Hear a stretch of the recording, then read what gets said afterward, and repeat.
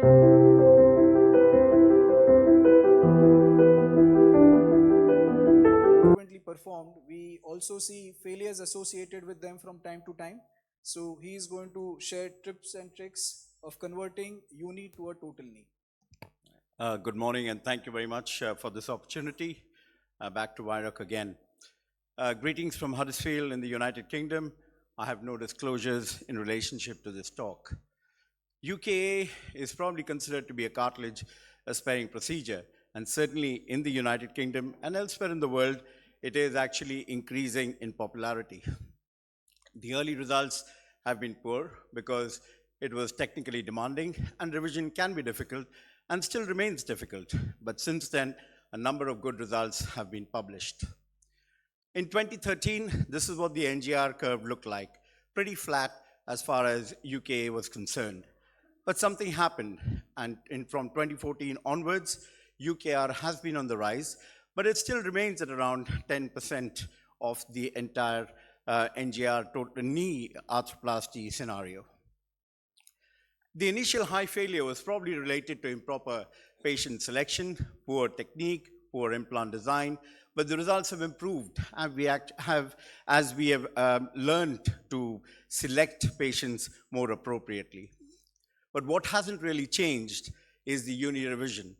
Age versus gender, females and younger patients are more commonly affected and require revision.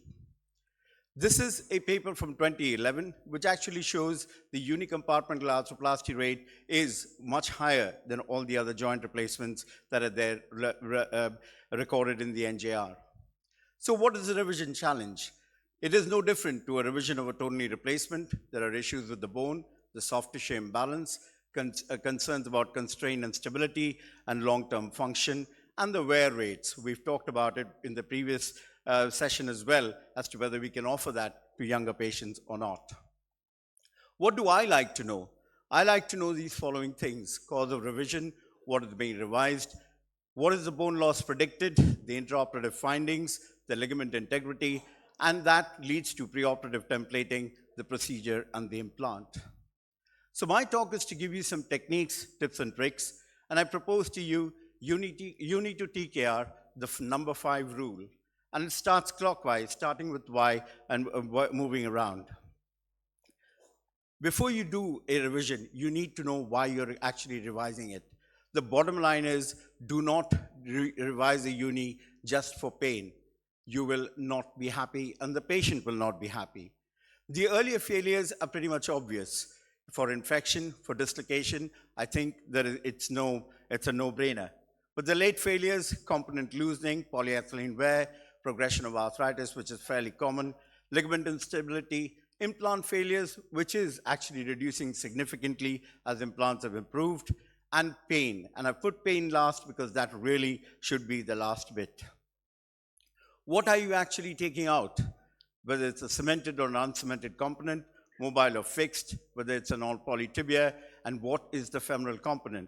And the reason why you need to know what the femoral component is, because the medial femoral condyle is often at risk of a fracture intraoperatively. What are you aiming for? Aiming to get a primary knee replacement, restore the joint line. The tibial buildup is often necessary, so be aware of that. Balance the ligaments, and of course, make sure that the patella tracks at the end of the procedure. So how are we going to do it? These are the steps: exposure, the removal of implants, assessment, bone defects, and ligaments. And I'm now going to split it into how you do the femur. The distal cut, obviously, ideally should be done with the component in situ, if it is possible. Unfortunately, if the femoral component is loose, that might be quite difficult.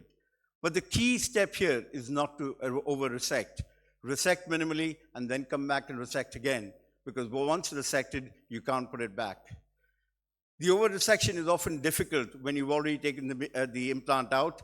That implant needs to be very carefully removed.